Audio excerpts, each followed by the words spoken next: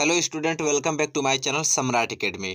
तो दोस्तों, आज इस वीडियो में हम बात करने वाले हैं साइंस के वेरी मोस्ट ऑब्जेक्टिव क्वेश्चन। ठीक है, तो साइंस के तीनों, जैसे केमिस्ट्री हुआ, बायो हुआ, आपका फिजिक्स हुआ, ठीक है, इन तीनों के मैं बहुत ही महत्वपूर्ण बहुविकल्पीय प्रश्न आपको बताऊंगा जो कि एग्जाम में आने के बहुत ही ज़्यादा चांसेस हैं। ठीक है, तो दोस्तों इस वीडियो को शुरू से लेकर लास्ट तक देखिएगा।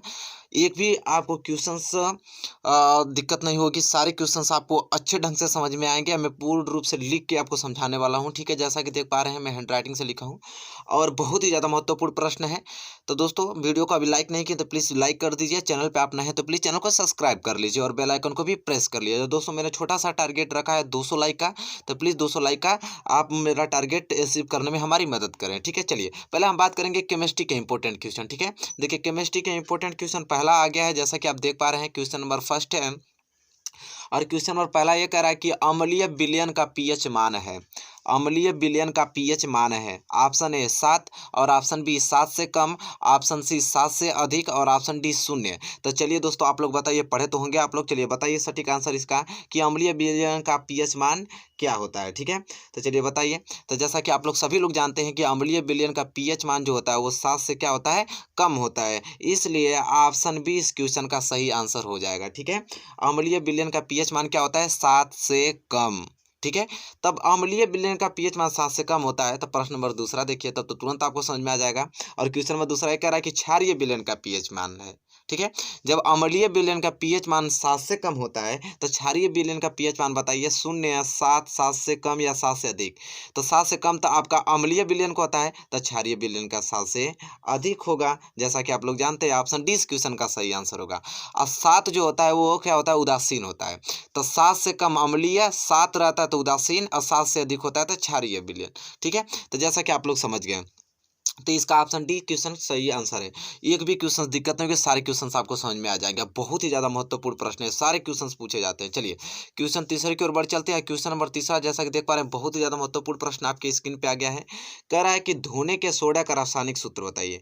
जो धोने का सोडा होता है उसका रासायनिक सूत्र पूछ रहा है। ठीक है, इसका रासायनिक सूत्र क्या होगा। चलिए, ऑप्शन ए NaHCO3, option B Na2CO3 10H2O, क्या ऑप्शन सी CaOCl2 और ऑप्शन डी NaOH। तो चलिए दोस्तों, आप बताइए कि धोने के सोडा का रासायनिक सूत्र क्या होता है। तो चलिए मैं आप इसका सही आंसर आप लोगों को बता देता हूं कि धोने के सोडा का जो रासायनिक सूत्र होता है वो होता है Na2CO3 10H2O होता है। ठीक है, इसलिए इस क्वेश्चन का सही आंसर ऑप्शन बी हो जाएगा। ठीक है, चलिए कोई दिक्कत नहीं है आप लोगों को, सारे क्वेश्चन बहुत अच्छे ढंग से आपको समझ में आ रहे होंगे, उम्मीद करता हूँ। तो ठीक है, चलिए वीडियो को फटाफट आप शेयर कर दीजिए।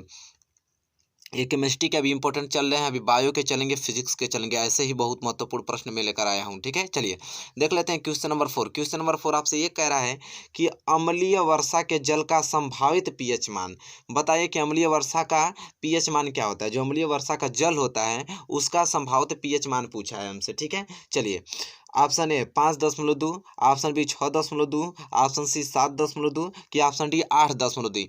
तो चलिए दोस्तों, आप लोग चूज कीजिए कि अम्लीय वर्षा के जल का संभावित पीएच मान क्या होता है। चलिए चलिए, अब उम्मीद करता हूँ कि आप लोग आंसर अपना चूज कर लिए होंगे। अब मैं आप बताता हूँ कि इसका करेक्ट आंसर क्या होगा। तो अम्लीय वर्षा के जल का संभावित पीएच मान होता है 5.2। ठीक है, इसलिए ऑप्शन ए इस क्वेश्चन का सही आंसर हो जाएगा। ठीक है, चलिए इसी के साथ हम बढ़ेंगे क्वेश्चन नंबर चौथा। अगर क्लियर हो गया है तो क्वेश्चन नंबर पाँचवें की ओर। अब बहुत ही ज़्यादा महत्वपूर्ण क्वेश्चन आ गया, क्वेश्चन नंबर पाँचवा।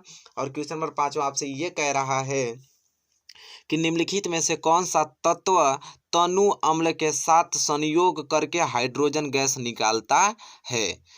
कह रहा है कि निम्नलिखित में से बताइए कि कौन सा ऐसा तत्व है जो तनु अम्ल के साथ संयोग करके हाइड्रोजन गैस निकालता है। Option A chlorine, option B तांबा और ऑप्शन सी जस्ता और जिंक, या ऑप्शन डी सल्फर। तो चलिए दोस्तों, आप लोग बताइए कि इसका सही आंसर क्या होगा। ठीक है, उम्मीद करता हूँ कि आप लोग अपना आंसर चूज कर लिए होंगे कि आपका कौन सा आंसर सही होगा। मैं इस क्वेश्चन का करेक्ट आंसर बताता हूँ कि वह तत्व जस्ता या जिसे जिंक बोलते हैं। ठीक है, जस्ता व जिंक वह तत्व है जो अम्ल के साथ संयोग करके हाइड्रोजन गैस निकालता है। इसलिए इस क्वेश्चन का सही आंसर हो जाएगा ऑप्शन सी। ठीक है दोस्तों, उम्मीद करता हूँ कि क्वेश्चन नंबर पाँचवा में कोई दिक्कत आप लोगों की नहीं होगी। क्वेश्चन नंबर पाँचवा क्लियर हो चुका होगा। चलिए अब क्वेश्चन नंबर छठवें की ओर बढ़ चलते हैं। क्वेश्चन नंबर छठवां भी बहुत ही लाजवाब क्वेश्चन है। चलिए देखिए क्वेश्चन नंबर 6 आपकी स्क्रीन पे आ गया, जो कि बहुत ही ज़्यादा महत्वपूर्ण प्रश्न है। और क्वेश्चन नंबर 6 आपसे ये कह रहा है कि लोहे के फाइंग्स पेन को जंग से बचाने के लिए निम्न में से कौन सी विधि उपयुक्त है। कह रहा है कि लोहे के जो फाइंग्स पेन होता है उसको जंग से बचाने के लिए निम्न में से कौन सी विधि उपयोग होता है। ऑप्शन ए ग्रीस लगाकर, ऑप्शन बी पेंट लगाकर, ऑप्शन सी जिंक की परत चढ़ाकर, कि ऑप्शन डी इन सभी के द्वारा। तो चलिए दोस्तों आप लोग बताइए कि इसका सही आंसर क्या होगा। ठीक है, बताइए कि लोहे की फाइंग्स पेन को जंग से बचाने के लिए कौन सी विधि उपयोग होती है। ठीक है, चलिए आप लोग उम्मीद करता हूँ कि आप लोग आंसर अपना चूज कर लिए होंगे। मैं इसका सही आंसर बताता हूँ। तो दोस्तों लोहे की जो फाइंग्स पेन को जंग से बचाने के लिए जो विधि उपयोग होता है वो ग्रीस लगाकर भी हम कर सकते हैं, पेंट लगाकर भी कर सकते हैं, और जिंक की परत चढ़ाकर भी हम उसको बचा सकते हैं। ठीक है, तो इसलिए इस क्वेश्चन का सही आंसर होगा ऑप्शन डी। ठीक है, ऑप्शन डी इस क्वेश्चन का सही आंसर होगा। इन सभी के द्वारा हम लोहे के फाइंग्स पेन को जंग बचाने के लिए उपयुक्त कर सकते हैं विधि का। ठीक है, चलिए ये क्वेश्चन नंबर 6 आप लोगों को बेहद अच्छे ढंग से क्लियर हो चुका होगा, कोई दिक्कत नहीं होगा आप लोगों को।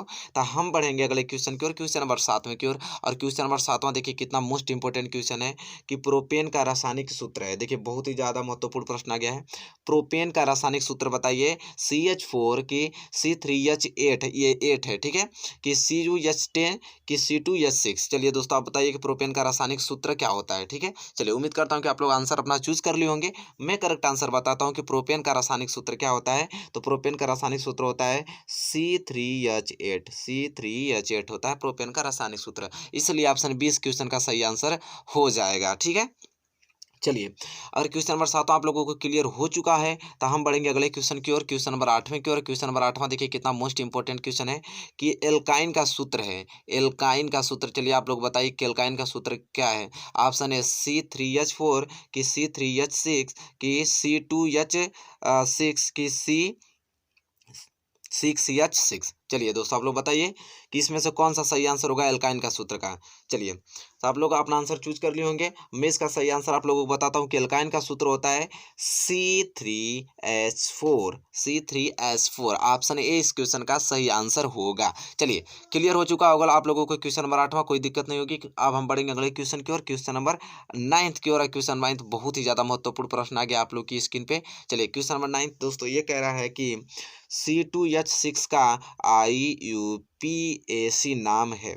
C2H6 का C2H6 का पूछा हमसे क्या IUPAC नाम क्या होगा। ठीक है, बताइए मेथेन, एथेन, एथाइन कि एथिलीन होगा। चलिए बताइए आप लोग कि C2H6 का IUPAC नाम क्या होगा। चलिए हम उम्मीद करता हूँ कि आप लोग अपना आंसर चूज कर लिए होंगे और मैं इसका सही आंसर आप लोगों को बताता हूँ। तो दोस्तों C2H6 का जो IUPAC नाम होता है एथेन। क्या होता है, एथेन होता है दोस्तों। ठीक है, ऑप्शन 20 क्वेश्चन का सही आंसर हो जाएगा। ठीक है, चलिए इसी के साथ हम फिजिक्स जो केमिस्ट्री के लास्ट क्वेश्चन की ओर बढ़ चलते हैं।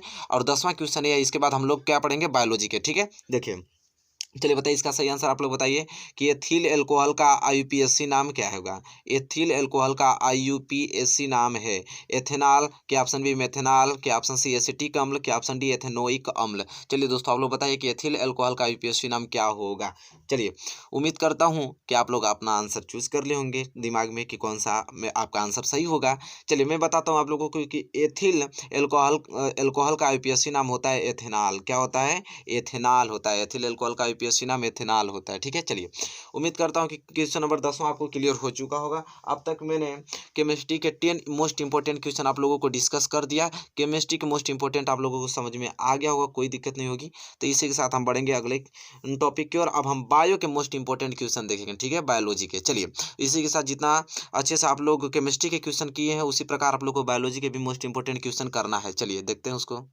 चलिए दोस्तों देखिए बायोलॉजी के मोस्ट इंपोर्टेंट क्वेश्चन आपकी स्क्रीन पे आ गया है। और पहले क्वेश्चन के बायोलॉजी के मोस्ट इंपोर्टेंट है, बहुत ही ज़्यादा महत्वपूर्ण है। और पहला क्वेश्चन का आंसर आप लोग दीजिए। कह रहा है कि पीतरस का स्राव होता है। पीतरस का स्राव कहाँ होता है बताइए आप लोग। पित्ताशय में कि यकृत में होता है कि अग्नाशय में होता है कि अमाशय में होता है। चलिए स्टूडेंट आप लोग बताइए कि पीतरस का स्राव कहाँ होता है इन चारों ऑप्शनों में से। तो चलिए आप लोग अपना आंसर चूज कीजिए। मैं इसका सही आंसर आप लोगों को बताता हूँ कि पीतरस का जो स्राव होता है वो यकृत में होता है। स्टूडेंट कहाँ होता है, यकृत यकृत में होता है, इसलिए ऑप्शन बी इस क्वेश्चन का सही आंसर होगा। कहाँ होता है? यकृत में होता है पीतरस का स्राव। ठीक है, अभी याद हो गया होगा आप लोगों को। ठीक है, क्वेश्चन नंबर पहला अगर क्लियर हो गया हो, क्वेश्चन नंबर दूसरे की ओर हम तुरंत अग्रसर होंगे। और क्वेश्चन नंबर दूसरा बहुत ही ज्यादा महत्वपूर्ण प्रश्न आ गया आप लोगों की स्क्रीन पे। कह रहा है कि मनुष्य में दूध के दांतों की संख्या कितनी होती है? बताइए कि मनुष्य में जो दूध के दांतों की संख्या कितनी होती है? 20 होती है, 24 होती है, 28 होती है कि 32 होती है? चलिए स्टूडेंट बताइए आप लोग कि मनुष्य में दूध की दांतों की संख्या कितनी होती है।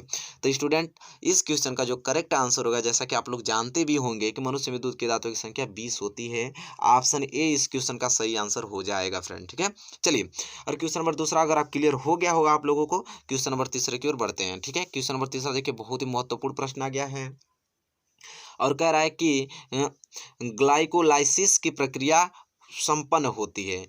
ग्लाइकोलाइसिस की प्रक्रिया संपन्न होती है कोशिका द्रव्य में कि राइबोसोम्स में कि माइटोकॉन्ड्रिया में कि लाइसोसोम्स में? चलिए स्टूडेंट आप लोग बताइए कि ग्लाइकोलाइसिस की प्रक्रिया कहाँ संपन्न होती है। ठीक है, जैसे कि आप लोग जानते भी होंगे कि जो ग्लाइकोलाइसिस की प्रक्रिया संपन्न होती है वो कहाँ होती है। चलिए आप लोग आंसर अपना चूज कर लीजिए, मैं इसका सही आंसर आप लोगों को बताता हूँ। तो दोस्तों जो ग्लाइकोलाइसिस की प्रक्रिया संपन्न होती है वो कोशिका द्रव्य में होती है। कहाँ होती है? कोशिका द्रव्य में होती है, इसलिए ऑप्शन ए इस क्वेश्चन का सही आंसर हो जाएगा स्टूडेंट। ठीक है, चलिए कोई दिक्कत नहीं होगी आप लोगों को।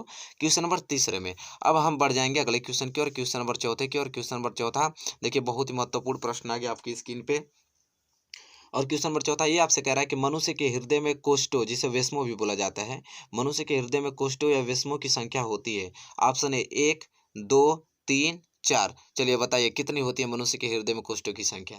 चलिए स्टूडेंट आप लोग आंसर अपना चूज कर लीजिए, मैं इसका सही आंसर आप लोगों को बताता हूँ। तो मनुष्य के हृदय में कोष्ठों की जो संख्या होती है स्टूडेंट वो होती है कितनी? 4 होती है स्टूडेंट। क्या होती है? 4 होती है। ऑप्शन डी इस क्वेश्चन का सही आंसर हो जाएगा स्टूडेंट। ठीक है, कोई दिक्कत नहीं, आप लोगों को आराम से पढ़िए, सारे क्वेश्चन मोस्ट इंपोर्टेंट करा दूंगा, एग्जाम में बेहतर नंबर आप लाएंगे। ठीक है, चलिए क्वेश्चन नंबर चौथा अगर क्लियर हो गया, क्वेश्चन नंबर पांचवें के ऊपर चलते हैं। क्वेश्चन नंबर पांचवा ये कह रहा है आपसे कि मनुष्य में मुख्य उत्सर्जित अंग क्या है? मनुष्य में मुख्य उत्सर्जित अंग क्या है? बताइए, वृक्क है कि फेफड़े कि त्वचा कि यकृत? चलिए स्टूडेंट आप बताइए इन चारों ऑप्शनों में से कौन सा ऑप्शन सही होगा। ठीक है, मनुष्य में मुख्य उत्सर्जित अंग क्या है? चलिए स्टूडेंट आप लोग सही आंसर चूज कीजिए, मैं इसका सही आंसर आप लोगों को बताता हूँ। तो मनुष्य में मुख्य उत्सर्जित अंग क्या है? तो वृक्क। क्या होता है?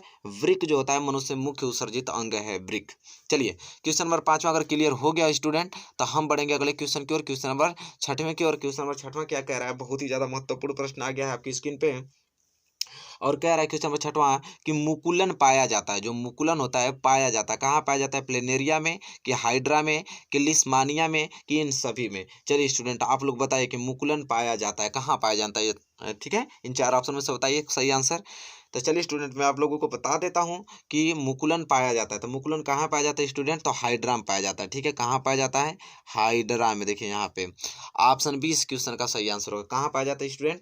हाइड्रा में पाया जाता है। ठीक है, चलिए क्वेश्चन नंबर छठवां अगर क्लियर हो गया है तो क्वेश्चन नंबर सातवें की ओर बढ़ चलते हैं और उसे सोचने या समझने की और नोट कीजिएगा। ठीक है, बहुत ज्यादा मोस्ट इंपोर्टेंट क्वेश्चन है। चलिए देखिए क्वेश्चन नंबर 7 आपकी स्क्रीन पे आ गया जो कि बहुत ही ज्यादा महत्वपूर्ण प्रश्न है और कह रहा है कि पौधों में कायिक प्रवर्धन के लिए कौन सा भाग अधिक अनुकूलन है? ठीक है, कह रहा है कि पौधों में कायिक प्रवर्धन के लिए कौन सा भाग अधिक अनुकूल है? ऑप्शन ए तना, ऑप्शन बी पत्ती, ऑप्शन सी जड़ और ऑप्शन डी प्रकलिका।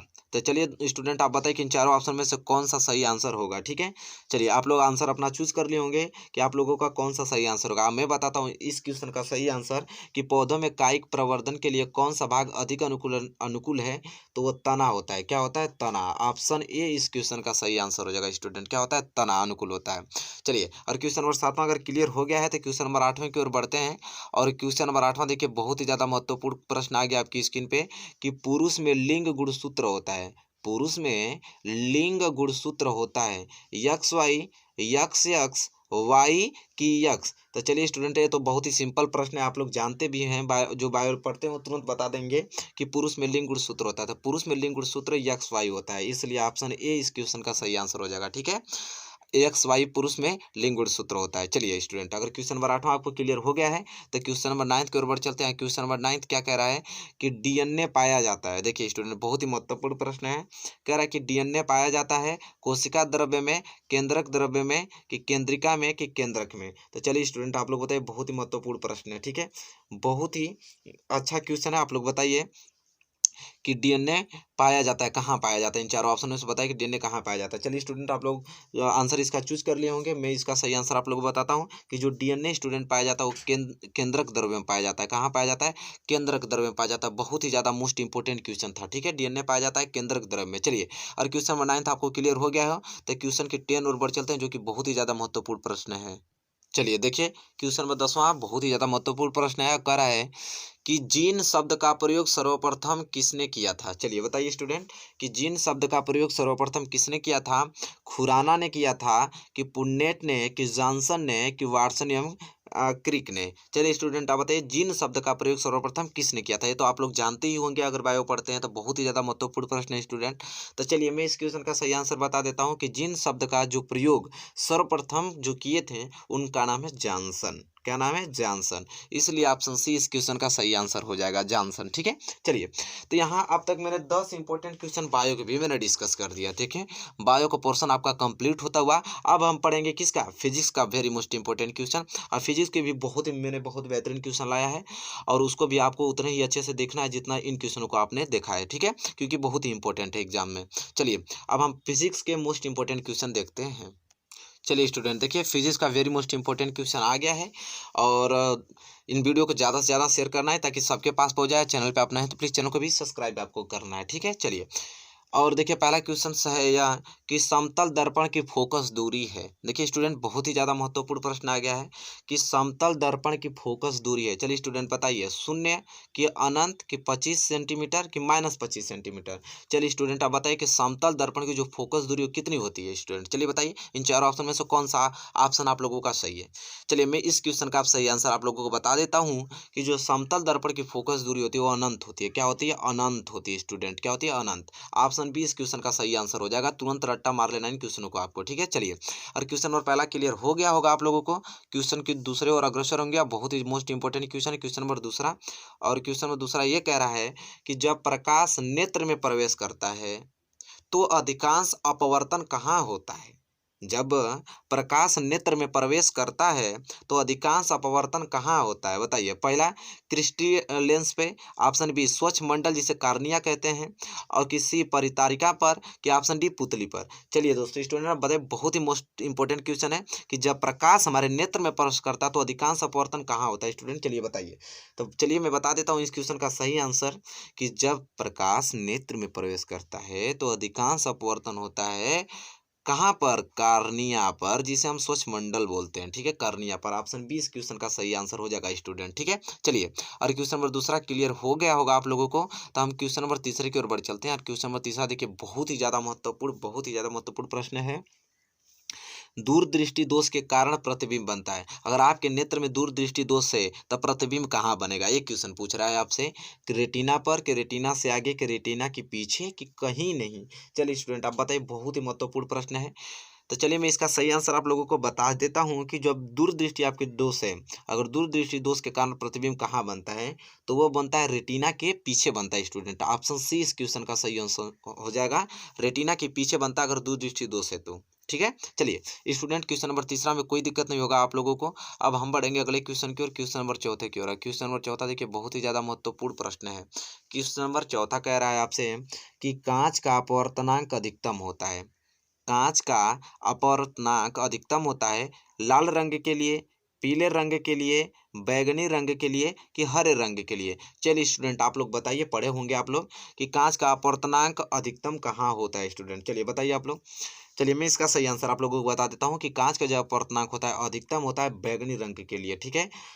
किसके लिए? बैगनी रंग के लिए। ऑप्शन सी इस क्वेश्चन का सही आंसर हो जाएगा। बैगनी रंग के लिए कांच का अपवर्तनांक बहुत ही ज़्यादा अधिकतम होता है, ठीक है। चलिए, क्वेश्चन नंबर चौथा क्लियर हो गया है, तो हम बढ़ेंगे अगले क्वेश्चन की ओर, क्वेश्चन नंबर पाँचवें की ओर। और क्वेश्चन नंबर पाँचवा आपकी स्क्रीन पे आ गया, जो कि बहुत ही ज़्यादा महत्वपूर्ण प्रश्न है। और क्वेश्चन नंबर पाँचवा ये कह रहा है आपसे कि किसी विद्युत परिपथ में बहने वाली विद्युत धारा का मात्रक है, ठीक है। देखिए स्टूडेंट क्या कह रहा है कि किसी विद्युत परिपथ में बहने वाली विद्युत धारा का मात्रक है एम्पियर, कि वोल्ट, कि ओम, कि वाट। तो चलिए स्टूडेंट आप बताइए कि आपका सही आंसर क्या होगा इसमें से, ठीक है। कि किसी विद्युत परिपथ में बहने वाली विद्युत धारा का मात्रक जो स्टूडेंट होता है, जैसा कि आप लोग जानते हैं बहुत सिंपल है, एम्पियर होता है। क्या होता है? एम्पियर होता है। ऑप्शन ए इस क्वेश्चन का सही आंसर हो जाता है, ठीक है। चलिए क्वेश्चन नंबर 5वां अगर क्लियर हो गया होगा स्टूडेंट, तो हम क्वेश्चन नंबर 6वें की ओर बढ़ चलते हैं, जो कि बहुत ही ज़्यादा महत्वपूर्ण क्वेश्चन है। देखिए स्टूडेंट, क्वेश्चन नंबर 6वां आ गया है, जो कि बहुत ही महत्वपूर्ण प्रश्न है कि डायनमो उत्पन्न करता है, डायनमो उत्पन्न करता है आवेश, विद्युत वाहक बल, विद्युत क्षेत्र कि चुंबकीय क्षेत्र। तो चलिए स्टूडेंट आप लोग बताइए कि डायनमो उत्पन्न करता है, बताइए इन चारों ऑप्शन में से कौन सा ऑप्शन सही होगा आप लोगों का, ठीक है। चलिए मैं इसका सही आंसर आप लोगों को बता ही देता हूँ कि डायनमो उत्पन्न करता है, डायनमो उत्पन्न करता है विद्युत वाहक बल करता है, ठीक है। क्या करता है? विद्युत वाहक बल करता है उत्पन्न डायनमो, ठीक है। चलिए स्टूडेंट क्वेश्चन नंबर 6 आपको क्लियर हो गया होगा, कोई दिक्कत नहीं होगी आप लोगों को क्वेश्चन नंबर 6 में।